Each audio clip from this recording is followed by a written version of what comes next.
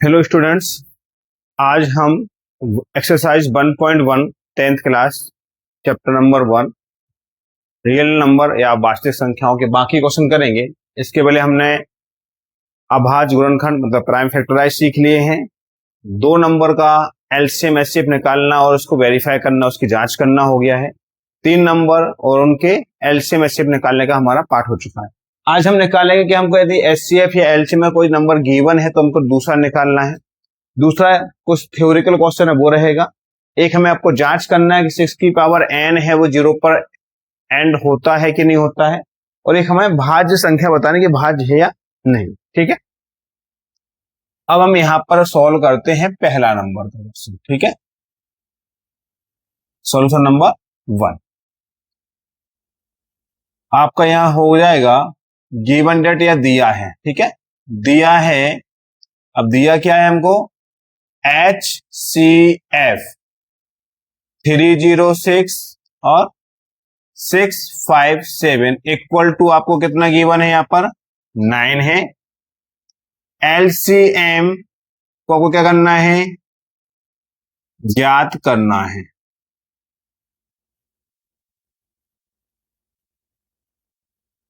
हम जानते हैं वी नो डेट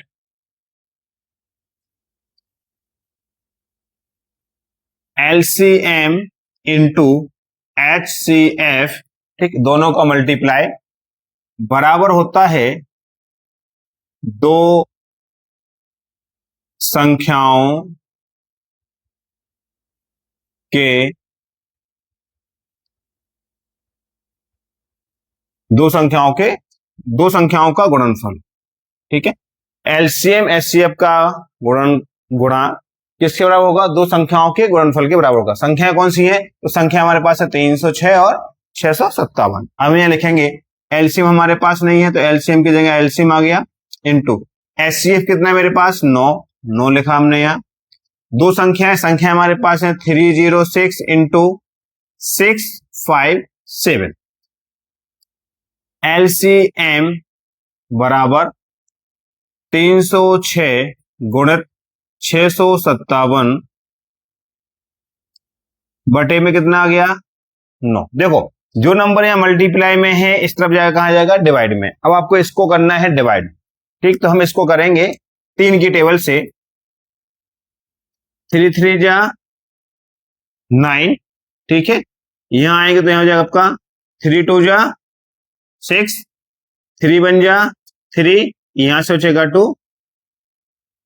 3 नंबर 27, फिर 3 एकम 3, 3 7 21 और 3 3 9। ये हमने इसका डिवाइड कर दिया तो यहाँ क्या हो जाएगा, एलसीएम इक्वल टू कितना हो जाएगा 306 इंटू 73। अब देखो इसका मल्टीप्लाई कर लेते हैं फटाफट। ये अपना पुराना तरीका किया, 18 होता है, 18 का 8 हासिल 1, 0 किया, 0 में हो गया 1, 3 3 जा 9, 42 का 2 हासिल 4, 21, 8 3 3 2 2। तो इसका एलसीएम कितना आ गया, एलसीएम इक्वल टू आपका हो गया 2 2 3 3 8। यही आपको याद करना था। कोई दिक्कत इसके अंदर? नेक्स्ट क्वेश्चन हमारा है, किसी खेल के मैदान के चारों ओर एक वृत्ताकार पथ है। इस मैदान का एक चक्कर लगाने में सोनिया को 18 मिनट लगते हैं। मतलब सोनिया जो चक्कर लगाती है उसको कितने मिनट लगते हैं, 18 मिनट लगते हैं। जबकि इसी मैदान का एक चक्कर लगाने में रवि को 12 मिनट लगते हैं। मान लीजिए वे दोनों एक ही स्थान और एक ही समय पर चलना प्रारंभ करते हैं, एक ही दिशा में चलते हैं, तो कितने समय बाद वे पुनः प्रारंभिक स्थान पर आ पाएंगे। एक साथ चलना है, एक ही दिशा में चलना है, ठीक है, और लास्ट में आना भी इसी पॉइंट पर है, तो उनमें डिफरेंस जो है स्पीड का वो कैसा क्या रहेगा, कितने टाइम बाद मिलेगी। ठीक है, तो इस टाइप का जब भी क्वेश्चन है तो सबसे पहले आपको यहां निकालना क्या है, तो यहां निकालना है एलसीएम। क्या करेंगे हम यहां पर, हम 18 और 12 का एलसीएम ज्ञात करेंगे। ठीक है। अब एलसीएम ज्ञात करने के लिए हमारा पुराना तरीका ही है कि हम एक साथ दोनों नंबर को ले लेते हैं। ये हम छोटी क्लास से भी पढ़ते आ रहे हैं।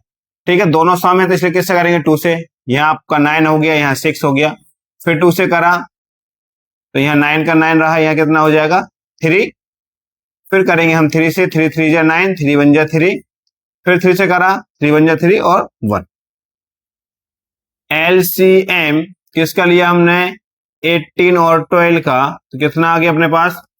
2 इंटू 2, 3 गुणित 3, इनका मल्टीप्लाई किया, 2 2 जा 4, 4 3 जा 12 और 12 3 जा 36। ठीक है,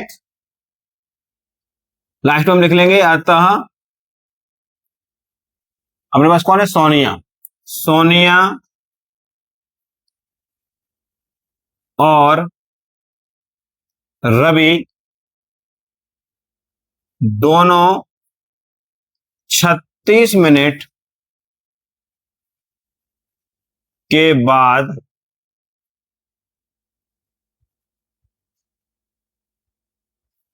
मिलेंगे। ठीक है, कितने समय बाद मिलेंगे? 36 मिनट के बाद मिलेंगे। दोनों का मिलने का समय बोला उन्होंने, प्रारंभिक स्थान पर कब मिलेंगे? तो प्रारंभिक स्थान पर दोनों कब मिलेंगे? 36 मिनट के बाद। इसमें इतना ही करना है, इसको नोट कर लीजिए। नेक्स्ट क्वेश्चन हमारा है, जांच कीजिए कि क्या किसी प्राकृत संख्या n के लिए संख्या 6 की पावर n अंक 0 पर समाप्त हो सकती है। देखो एक चीज याद रखना, कोई भी संख्या 0 पर अंत हो उसके लिए क्या चाहिए कि 2 इंटू 5 आपका होना कंपलसरी, मतलब फैक्टर क्या होना चाहिए? 2 इंटू 5 का होना कंपलसरी है। 5 2 या 10, तब जाके कोई भी संख्या किस पे एंड होगी? 0 पर होगी। ठीक है, अब यहां पर हम देखते हैं, इस क्वेश्चन को सॉल्व करेंगे तो किसी संख्या के अंत में 0 मतलब आपका 0 आए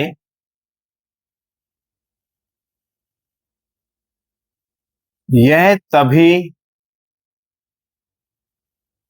होगा जब उसके अभाज्य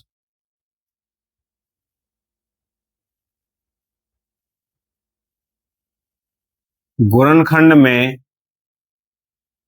2 गुणित 5 हो। ठीक है, की संख्या के अंत में 0 आए यह तभी होगा जब उसके अभाज्य गुणनखंड में 2 गुणित 5 हो। ठीक है, अब यहां देखते हैं।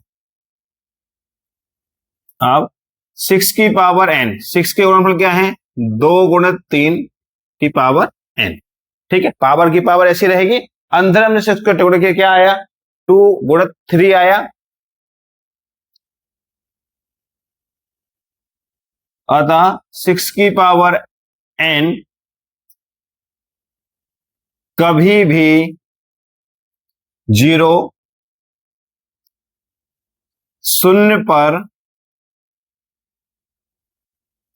अंत नहीं होगी,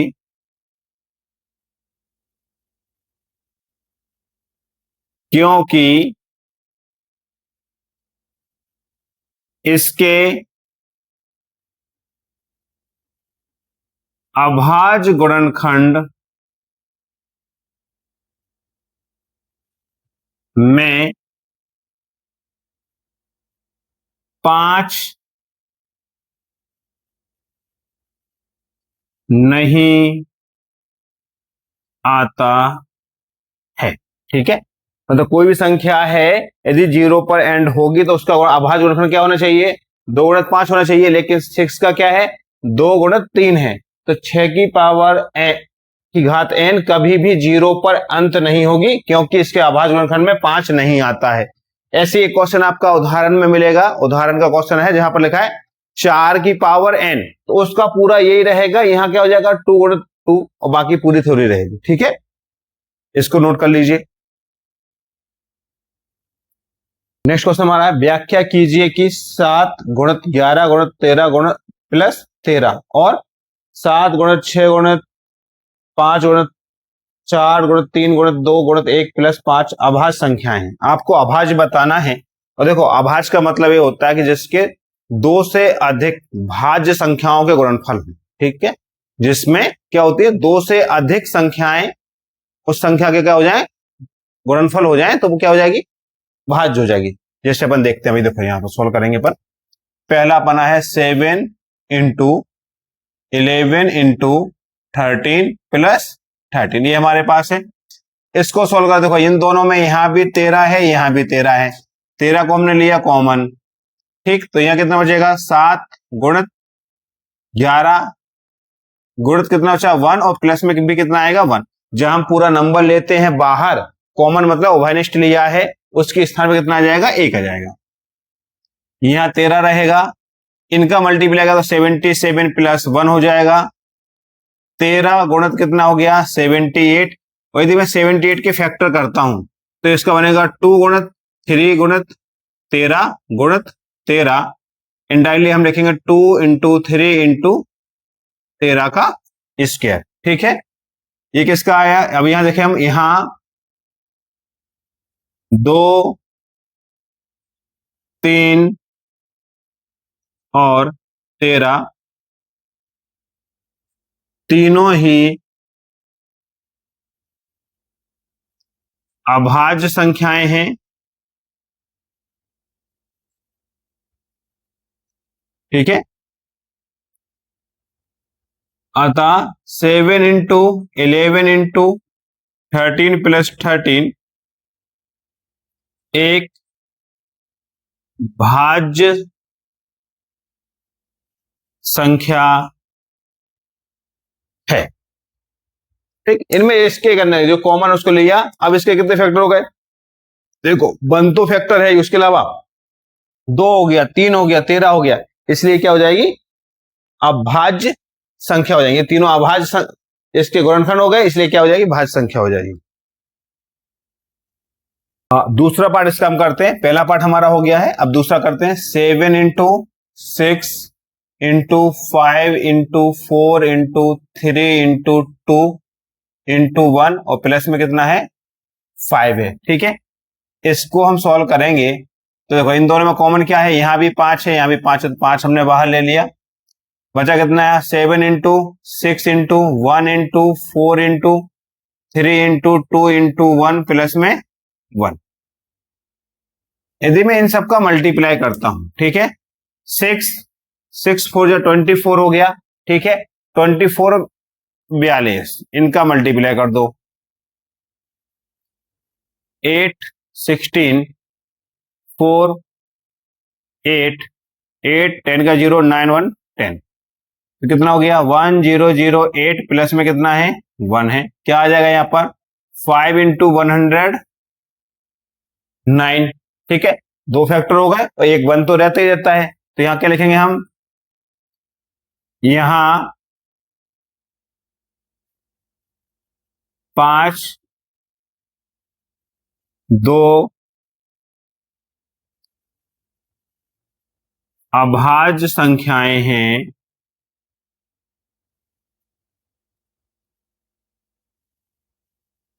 अतः 7 गुणित 6 गुणित 5 4 3 2 1 प्लस 5 एक